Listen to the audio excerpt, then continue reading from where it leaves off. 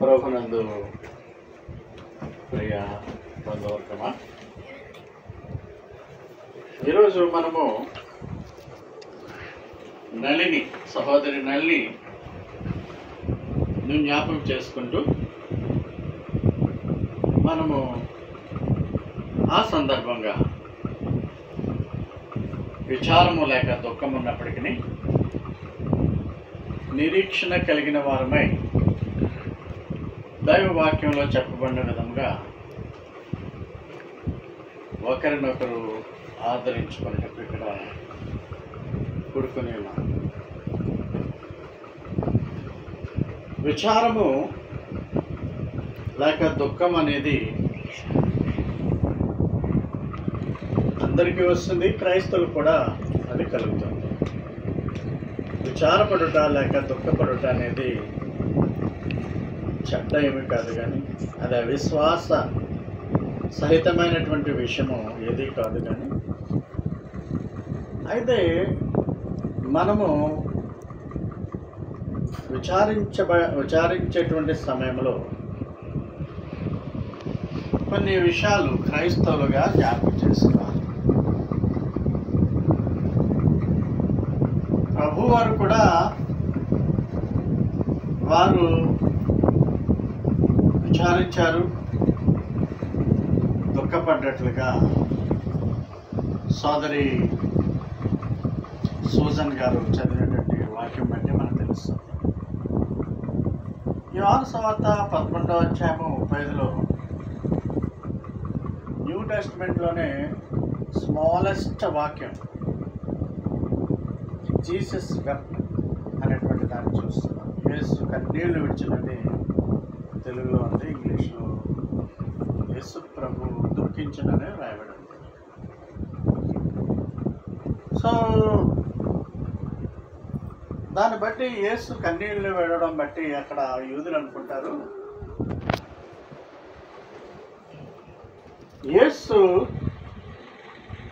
లాజరుని ఎంతగానో ప్రేమించాడు అని అనుకుంటారు. ప్రేమ, యేసుకు లాజరు పట్ల ప్రేమ ఉండడం బట్టి, మానవ శరీరంతో ఉండబట్టి ఆయన ఆ విధంగా దుఃఖించినట్లుగా మనము చూస్తున్నాం. అందువల్ల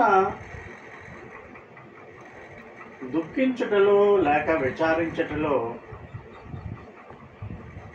మనము ఎవరిని తప్పు పట్టం, కానీ క్రైస్తవులు ముఖ్యంగా. సోదరి కమల ప్రార్థనలో తెలియకుండానే నేను చెప్పబోయేటువంటి మెసేజ్ని ఆమె అందులో ప్రేయర్లో ఇంక్లూడ్ చేసేస్తాను. అది ఆమెకు తెలియదు. నిరీక్షణ లేని ఇతరుల వల్లే మీరు దుఃఖింపకూడనే మాటను 1 తెస్సలోనికే రాసిన పత్రిక 4వ అధ్యాయము 16 నుంచి 18 వరకు ర్యాప్చర్లో ఆ మాటను చూస్తాం.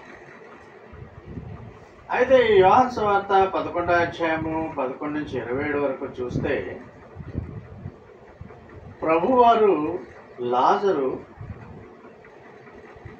చనిపోయిన తర్వాత ఆయనను అధికంగా ప్రేమించేటువంటి మరియా మార్త లాజరు గృహానికి వస్తారు. అప్పటికే 4 దినాలు అయిపోతుంది లాజరు చనిపోయి. ప్రేమను బట్టి, కుటుంబానికి యేసు మీద ఉన్న ప్రేమను బట్టి, ప్రభువా నువ్వు ముందుగానే వస్తే లాజరు చావకుండెను కదా అని అంటుంది ఆమె. యేసు ప్రభు ఈ కాంటెస్ట్లోనే నిద్రించుచున్న వారిని మేల్కొల్పడానికి వెళుతున్నానని శిష్యులు అంటారు. నిద్రించుతున్న వారు మేల్కొంటారు, కానీ చనిపోయాడు లాజరు అని శిష్యులు అంటారు. అంటే ప్రభు దృష్టిలో విశ్వాసులు మరణించుట అనేది నిద్రతో సమానం. నిద్రించుట. యేసు వచ్చి అప్పటికే 4 దినాలు అయిపోయింది. 4 దినాలు అయిపోయిన తర్వాత సమాధిలో ఉన్నాడు. మార్త ప్రభువా నీవు ఇక్కడ ఉంటే బాగుండేదేమో అని అంది. ఈ విధముగా సంభాషణ జరుగుతుండగా నీ యొక్క సహోదరుడు మరలా లేస్తాడని మార్త అని చెప్పగా మార్త అంటది, అంచె దినమున పునరుద్ధానమందు లేచునని ఎరుగుదనని. అంటే అప్పటికే మరియా, మార్త, లాజరు గృహము they are complete believers of Jesus Christ, son of God అని వారు నమ్ముతున్నారు, క్రీస్తు అని నమ్ముతున్నారు. ఆ ప్రేమను బట్టే యేసు ప్రభు ఆ యొక్క హోలీ వీక్లో ఆదివారం మొదలుకొని, పామ్ సండే మొదలుకొని వెన్స్డే, సైలెంట్ వెన్స్డే, లక్షవారం వరకు కూడా వారింట్లోనే విడిది చేశాడు. లాస్ట్ డేస్లో ఆ వీక్లో 4 days వారింట్లోనే ఆతిథ్యం శిష్యులతో సహా పొందాడు. యేసుప్రభు వచ్చి గృహంలో నివసించడం అనేది ఎంత ఆశీర్వాదకరమో. అటువంటి ఆశీర్వదింపబడినటువంటి వీరు ఒక దుర్ఘటన వారి కుటుంబంలో జరిగినప్పుడు ఎంతగానో బాధపడుతున్నప్పుడు నీ యొక్క సహోదరుడు తిరిగి లేస్తాడని అనగా, అవును ప్రభా, నువ్వు అంచెదినమును లేపుతావు అనేటువంటి మాట, పునరుద్ధానమందు లేస్తాడని నేను ఎరుగుతానని మాట్లాడుతుంది. అప్పటికే రెజరక్షన్ని ఆ యొక్క కుటుంబం నమ్ముతుంది. అందుకే పునరుద్ధానము నేనే, జీవము నేనే, నా యందు విశ్వాసం ఉంచేవాడు ఎన్నటి చనిపోయినను బ్రతుకును, బ్రతికి నా యందు విశ్వాసం ఉంచేవాడు ఎన్నటికి చనిపోడని అన్నాడు. అప్పుడు ఆమంటది, నువ్వు దేవుని కుమారుడమైనటువంటి క్రీస్తు అని అంటారు. ఈ ఘట్టాన్ని ఎందుకు నేను చదివించానంటే, ఒక కెలామిటీ ఏర్పడింది ఇంట్లో వాళ్ళంతా బాధగా ఉన్నారు. వీళ్ళు యూదులు కాబట్టి యూదు స్త్రీలు వచ్చి ఆ కుటుంబాన్ని పరామర్శిస్తున్నారు. ఈ అధ్యాయంలోనే మనం చూస్తున్నాం. అయ్యో ప్రభువా, నువ్వు వస్తే మా తమ్ముడు బతుకుండేవాడు కదా, అయ్యో మా నల్లికి సరైనటువంటి చికిత్స అందితే ఆ కోవిడ్ సమయంలో బ్రతుకుండేది కదా అనే బాధ. ఆ విధముగా మానవ ఆలోచనలు ఉంటాయి. అది వీరికి, ఈ కుటుంబానికి కూడా వారికి కలిగాయి. కానీ ప్రభువులో వీరు కాన్ఫిడెంట్గా ఉన్నారు. మా యొక్క బ్రదర్ తిరిగి లేస్తాడు. అలాగే యేసు ప్రభు 4 రోజులు సమాధిలో ఉన్నటువంటి లాజర్ని తిరిగి లేపుతాడు. అది రిజరక్షన్ అవ్వదు, గుర్తుపెట్టుకోండి. అది రిజరక్షన్ అవ్వదు. మామూలుగా అదొక ఎగ్జాంపులరీగా, ఒక దర్శనంలాగా చేస్తాడు అంతే, సాదృశ్యంగా. అలా అతను పూర్తికాలం జీవించాడు, చనిపోయాడు. ఆ విధముగా యేసు ప్రభు మరణాన్ని నిద్రతో ఆయన పోల్చాడు. నిద్రపోయేవారు తిరిగి ఎలా లేస్తారో, క్రీస్తునందు మృతులైన వారు తిరిగి లేస్తారు అనేటువంటి ఆ గొప్ప వాగ్దానాన్ని మనకి ఇక్కడ ఇస్తున్నాడు. Sadness is a part of every human being. అది అనేక రకాలుగా జరగవచ్చు. ఎవరో కోల్పోవడం వల్ల, బంధువులు, సమీప బంధువులు కోల్పోవడం వల్ల సాడ్నెస్ కాదు, అన్నెసరీ ఆర్గ్యుమెంట్స్. ఒకరు మనల్ని హర్ట్ చేయడం, మనం ఇతరులను హర్ట్ చేయడం కూడా మనకి దుఃఖం కలుగుతుంది, బాధ కలుగుతుంది. అదేవిధంగా ఉద్యోగాలు ఊడిపోయినా, ఉద్యోగంలో తిరస్కరణకు గురైన, నిరాశగా ఉన్నప్పుడు మనము చాలా దుఃఖపడుతూ ఉంటాం. అయ్యో, నాకు ఎవరు ఆదరణ లేదు అనేటువంటి పరిస్థితులు కూడా కొన్నిసార్లు ఉంటాయి. అయితే బైబిల్లో చక్కని మాటలు, ఆదరణ మాటలు మనకున్నాయి. అవి జ్ఞాపకం చేసుకోవాలి. రోమీయులకు రాసిన పత్రిక 8వ అధ్యాయము 18వ వచనంలో ఒకసారి చూడండి. అది 8:18 రోమా.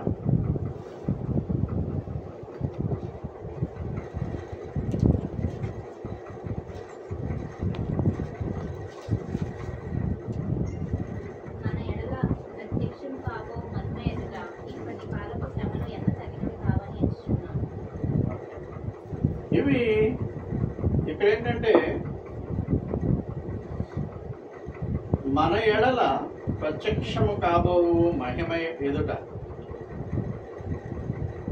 ఇప్పుడు శ్రమలు ఎంతో గొప్పవి కావంటున్నాడు. Our present sufferings are not worthy when compared to the glory that will be relieved as soon. అంటే మనమంతా కూడా మహిమలో ప్రభువులో ఐక్యమైనటువంటి రోజు రాబోతుంది. ఆ రోజు రివీల్ చేయబడుతున్న త్వరలో. కాబట్టి ఇప్పటి సఫరింగ్స్ అంటే బాధ, లోన్లీనెస్, ఒంటరితనం, డిస్టర్బెన్సెస్, లాస్ ఆఫ్ బిలవ్డ్, ఇవన్నీ సఫరింగ్సే.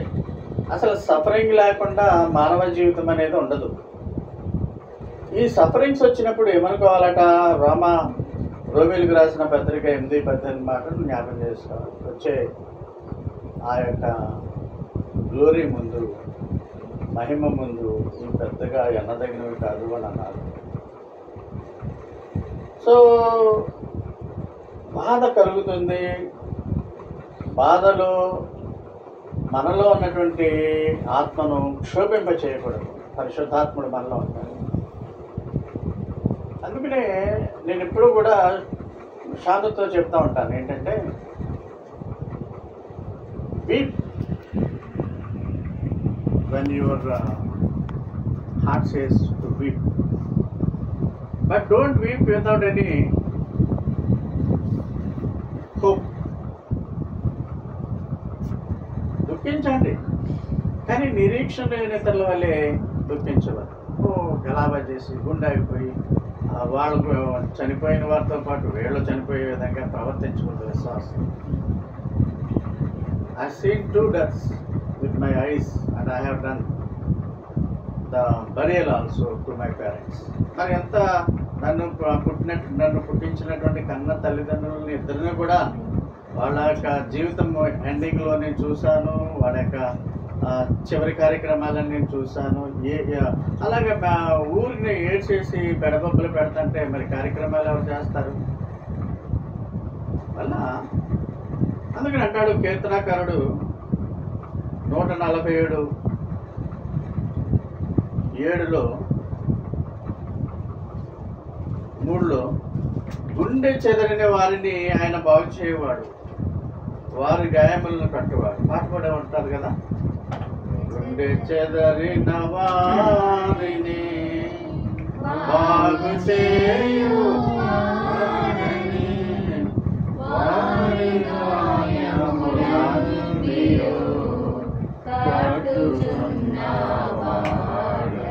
చాలండి. Thank you.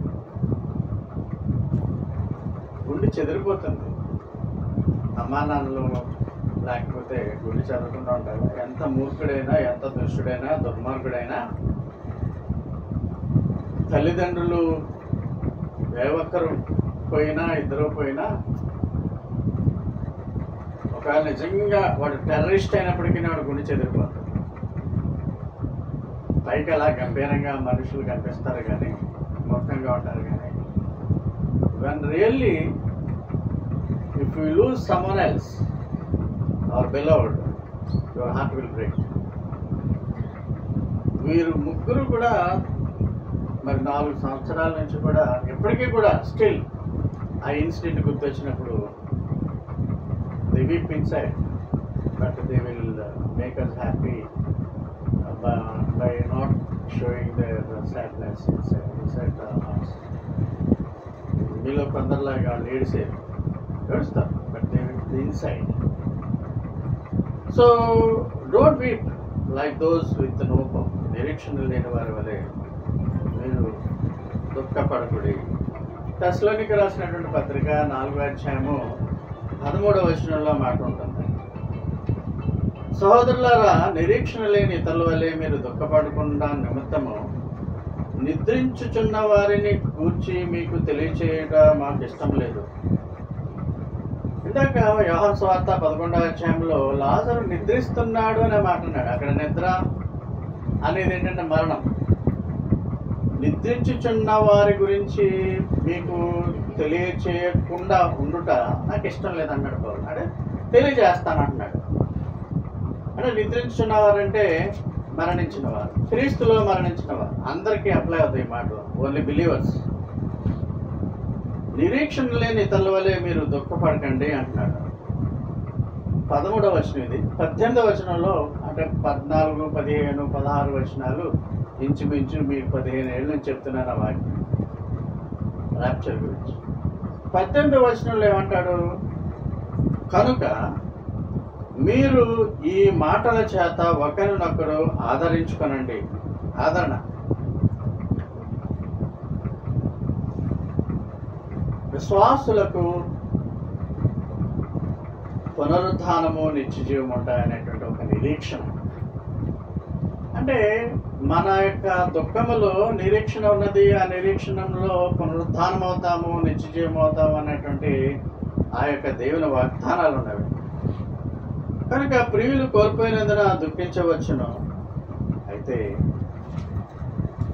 మరణాంతరం వారిని మనం చూస్తాం త్వరలోనే. ఈ కొరింథీకి తెస్సలోనికీ రాసినటువంటి పత్రికలో ఆ సమయంలో వాళ్ళకి చాలా కన్ఫ్యూజన్గా ఉంది. ఇక పౌలు గారి మాటలు రాసేటప్పటికి ప్రభువు వచ్చినప్పుడు మనల్ని అందరినీ పైకి తీసుకుపోతాడు, మంచిదే. అయితే ప్రభువు రాకముందు, మధ్యాకాశపు రాకముందు చనిపోయిన వారి పరిస్థితి ఏంటని ఈ తెస్సలోనికీ సంఘంలో ఒక కన్ఫ్యూషన్ ఏర్పడింది. ఆ కన్ఫ్యూషన్ ఏర్పడడానికి ఆల్రెడీ ప్రభునందు నిద్రించిన వారి గురించి పౌలు ఈ మాటలు రాస్తున్నాడు. మరణము అంతము కాదు, మరణించిన విశ్వాసులు పునరుద్ధానము చేయబడి క్రీస్తు వచ్చినప్పుడు సజీవముగా వారు ఉంటారు. ఆ సజీవముగా ఉన్న వారితో మనము కూడా ఉంటామనేటువంటి మాటలు మిగతా వచనముల నుండి మనం గ్రహించవచ్చు.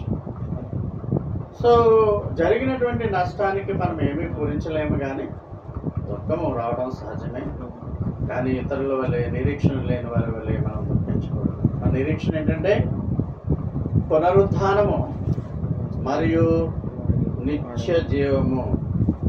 విశ్వాసులకును అవిశ్వాసులకును, అవిశ్వాసులు ఏడుస్తారు, బోర్ను ఏడుస్తారు. అవిశ్వాసులు కూడా వారు వెలవెల్లాడిపోతారు వాళ్ళ స్వకీయులు మరణించినప్పుడు. విశ్వాసులు కూడా వెలవెల్లాడిపోతారు. బట్ విశ్వాసులు దుఃఖించినప్పుడు వాళ్ళకి ఒక నిరీక్షణ ఉంటుంది. ఆ నిరీక్షణే ఒకనొక దినమున మా ప్రియులు పునరుద్ధానం అవుతారు, మనలందరినీ కూడా నిత్యజీవంలో చేరుస్తాడు అనేటువంటి ఆ గొప్ప వాగ్దానాన్ని మర్చిపోకూడదు. అదే మనకి ఈ గాస్పెల్ తెస్సలోనికీ రాసిన పత్రిక 4వ అధ్యాయంలో 13 నుంచి 18 వరకు ఇస్తున్నటువంటి గొప్ప వాగ్దానము అయి ఉన్నది. నిరీక్షణ అనేది మనకిప్పుడు కూడా జీవితాంతం ఉండాలి. నిరీక్షణ లేని వారు అన్యులతో సమానం. ఈ గ్రీఫ్ అనేది మనము ఎప్పుడు ఎల్లవేళ అనుభవిస్తూ ఉంటాం. ప్రతి విషయంలో కూడా ప్రతి దానికి దుఃఖపడే వాళ్ళు ఉంటారు. మనము తెలుసుకోవాల్సినటువంటి విషయం ఏంటంటే ఒకరినొకరు ఆదరించుకుంట. మనకు హోప్ ఉంది అని దుఃఖపడండి. పునరుద్ధానము నిత్యజీవం ఉంది. మన ప్రియుల్ని మనము ఒకనొక దినమున మనం చూస్తాము అనేటువంటి నిరీక్షణను మనం ఎల్లవేళలా కలిగి ఉండాలి. బాధపడవచ్చు కానీ నిరీక్షణతో బాధపడండి. We are waiting for a blessed hope. తీతుకు రాసిన పత్రిక 2వ అధ్యాయము 13వ వచనం చదవండి. We are waiting.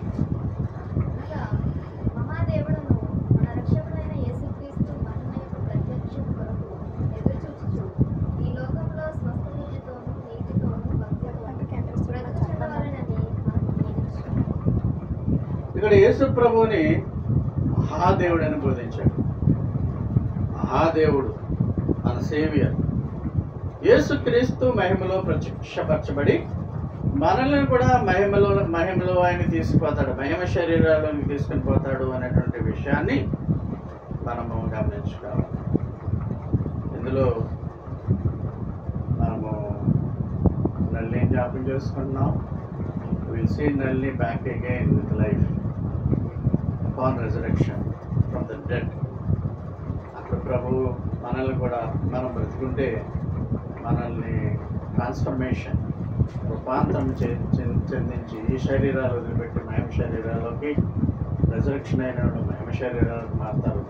But also we can identify that.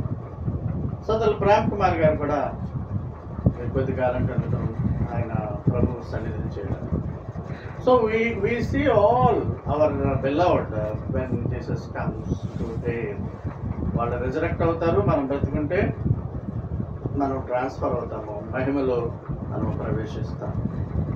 So అటువంటి నిరీక్షణ కలిగి ఉండండి. స్వస్థ బుద్ధితోనూ నీతితోనూ భక్తితోనూ బ్రతకండి అని ప్రభువు చెప్తున్నాడు. క్రీస్తుపై మనకున్నటువంటి నిరీక్షణ దుఃఖాన్ని ఎదుర్కొనేటట్టు చేస్తుంది. We have a hope in Christ which combats grief. దుఃఖాన్ని తోబుట్టువులు కానీ బంధువులు కానీ లేకుంటే మన సొంత బిడ్డలు కానీ మన ప్రియులు కానీ దుఃఖాన్ని వాళ్ళు ఆపలేరు, ఎదుర్కోలేరు. దుఃఖాన్ని ఎప్పుడు కూడా అది మనిషిలోంచి బాధ వల్ల వచ్చేటువంటి దుఃఖము అది ఆ విధముగానే మనిషిని కృంగదీసేస్తూ ఉంటుంది. అయితే విశ్వాసులు పడకుండా ఉండేటువంటి విధముగా కంబ్యాట్ అంటే ఎదుర్కోవడం. ఎలాగ ఎదుర్కోవాలంటే ప్రభువులో నిరీక్షణ. రెండు నిరీక్షణకి రెండు మాటలు ఉన్నాయి. పునరుద్ధానము అనేది నిత్య జీవము. యోబు గురించి 2 మాటలు మీకు ఇక్కడ గుర్తు చేస్తాను, తీసుకోకుండా వినండి. యోబు గొప్పడు ధనికుడు, యోబు అంత యథార్థవంతుడు లేడు, శ్రమలు వచ్చాయి, దేవుడు మళ్ళీ అనుగ్రహించాడు. ఆ పర్స్పెక్టివ్లో మాట్లాడలేదు నేను. యోబు 19వ అధ్యాయంలో మనం చూస్తే ఈ ప్రపంచంలో ఇప్పటి వరకు కూడా యోబు లాగా వేదన పొందినవాడు ఎవడనూ లేడట. చరిత్రలో యోబులాగా దుఃఖించిన వాడు ఎవడనూ లేడు, మనలో కూడా ఎవడూ లేడు. అయితే యోబు ఏ విధముగా ప్రోత్సహింపబడ్డాడో క్రీస్తులో మన దుఃఖాన్ని కూడా మనం అలాగే ఎదుర్కోవాలి. యోబు సమయానికి పాత నిబంధన గ్రంథంలో యేసుప్రభు లేడు, కానీ ఆత్మదర్శనంతో యోబు యేసుప్రభుని చూశాడు. యోబు గ్రంథం 19వ అధ్యాయం 25వ వచనంలో నా విమోచకుడు సజీవుడు. విమోచకుడు ఇక్కడ రిడీమర్ ఎవరంటే యేసుప్రభువే. నా విమోచకుడు సజీవుడు, తరువాత ఆయన భూమి మీద నిలుస్తాడు, భూమి మీద స్టెప్ పెడతాడు. ఎప్పుడు పెడతాడు? యేసుప్రభు వారు సెకండ్ కమింగ్, సెకండ్ ఫేజ్లో పరిశుద్ధులతో వచ్చి 1000 ఏళ్ల పాలనప్పుడు భూమి మీద పాల్పడతాడు, 1000 ఏళ్ల పరిపాలిస్తూ ఉంటాడు. ఆ మాటలాగా మనం ఇది అర్థం చేసుకోవాలి. నా విమోచకుడు సజీవుడు, భూమి మీద ఆయన నిలుస్తాడు. I know that my Redeemer lives, he shall stand at last on the earth. యేసుప్రభుని రియల్గా యోబు చూడలేదు, ఒక శక్తిలాగా చూడలేదు, ఒక భావనలాగా చూడలేదు. కానీ ఇక్కడ యోబు ఒక రిడీమర్గా, ఒక మనుష్యుడిగా యోబు చూస్తున్నాడు దర్శనంలో. ఆ దర్శనం బట్టి యోబుకు నిరీక్షణ ఉన్నది. తను తాను ఓదార్చుకున్నాడు. యోబుని ఎవరు ఓదార్చలేదు. సొంత భార్య దూషించి వదిలేసి వెళ్ళిపోయింది, బిడ్డలందరూ చచ్చిపోయారు, ఆస్తి అంతా కోల్పోయారు. ఈ విధముగా ఆస్తి కోల్పోయినా బిడ్డలందరూ కూడా, ఒక బిడ్డ మిగలలేదు, అందరూ చనిపోయారు, ఆస్తి అంతా పోయింది. అన్నీ పోయినప్పటికీ తనను తాను ఓదార్చుకోమంటే ఆదరణ. మనం అనుకుంటా ఉంటాం ఎవరు వచ్చో ఓదార్చుతారు, ఓదార్పు అనుకుంటాం, కానీ మీకు మీరే ఓదార్చుకోవాలి. ఆ ఓదార్పులో యేసుప్రభు మేము మీకు తోడుగా ఉండి మిమ్మల్ని మీరు ఇంకా దిగజారిపోకుండా ఆయన మేము చూస్తాం. యోబు ఇంకా ఏం చెప్పాడో చూద్దాం.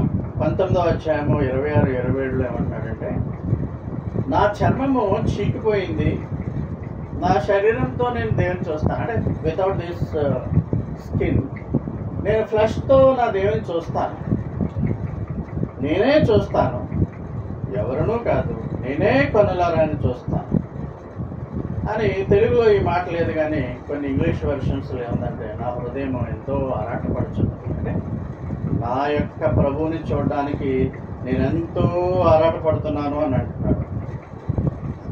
ఈ విధముగా గ్రీఫ్ సమయంలో ఆయనలో కలిగినటువంటి భావనలు మనం చూస్తున్నాం.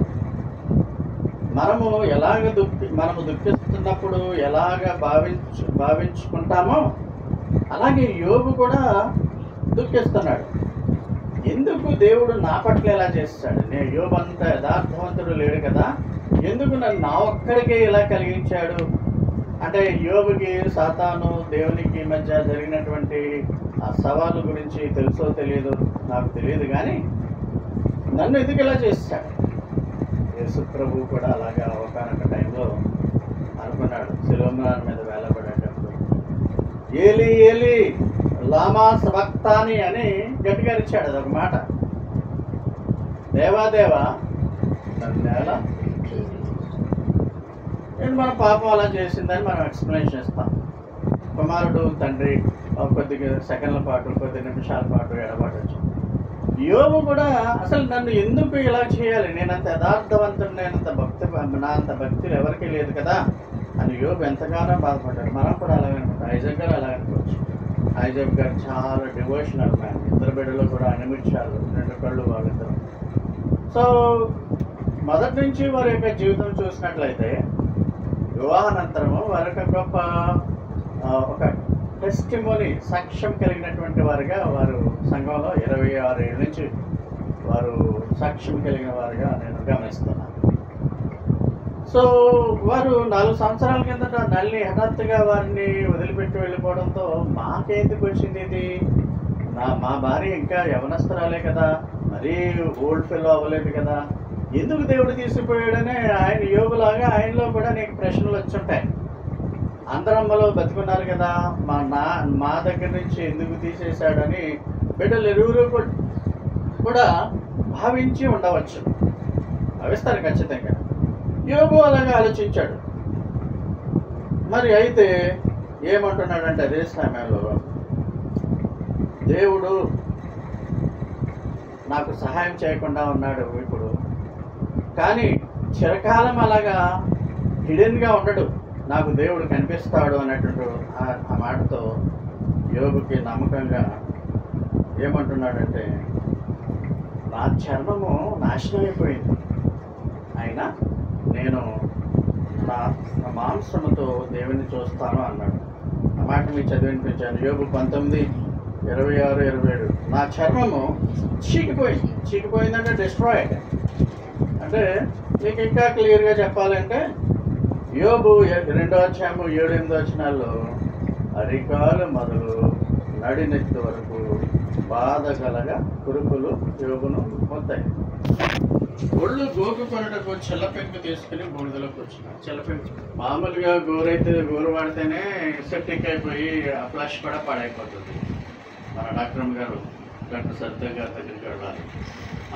ఈ సెప్టిక్ అయిపోతే మళ్ళీ ప్రమాదం, మృత్యు వచ్చేస్తుంది. అందువల్ల ఈ యోగుకి మరణమంతా ఈ యొక్క కురుపులు వచ్చేసాయి. అవన్నీ కూడా టెర్రబుల్ బాయిల్స్.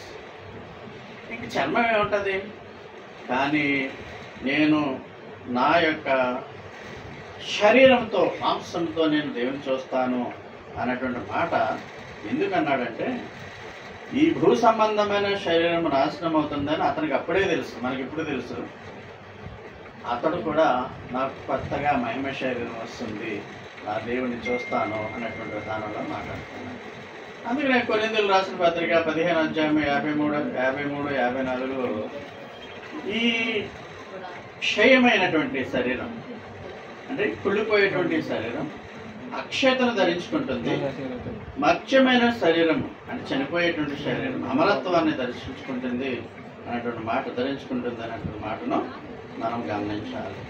సో యోబు 19:20 అన్నాడు, నా మట్టుకే నేను చూస్తాను, ఎవరినో కాదు, నేనే ఆయన కన్నులారా చూస్తాను, నాలో నా అంతరింద్రియములు కృషించినవి, నా హృదయం ఎంతగానో ఆధారపడుతుంది అని చెప్తున్నాను.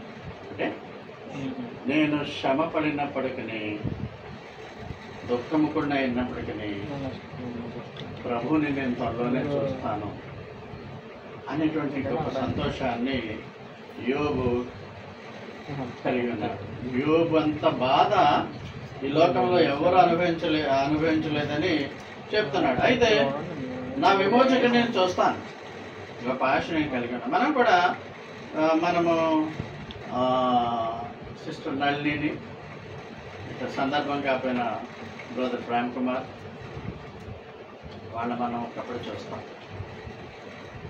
We will see in the heavenly bodies like యోబు పాత నిబంధన గ్రంథంలోనే ఆయన నేను మహిమలో దేవుని చూస్తానన్నటువంటి మాటలు మనం చూస్తాం. కనుక మన ప్రియులు కోల్పోయినటువంటి ప్రియులను ఒకానొక దినమున మనము సజీవులుగా చూస్తాం. We will meet them, we will recognize them, we will shake hands to them and also we will hug them. ఆ నిరీక్షణతో మనం ఉండాలి ప్రియమైన వాళ్ళారా. సో మీరు బాధల్లో ఉన్నారు, only God will give you the strength.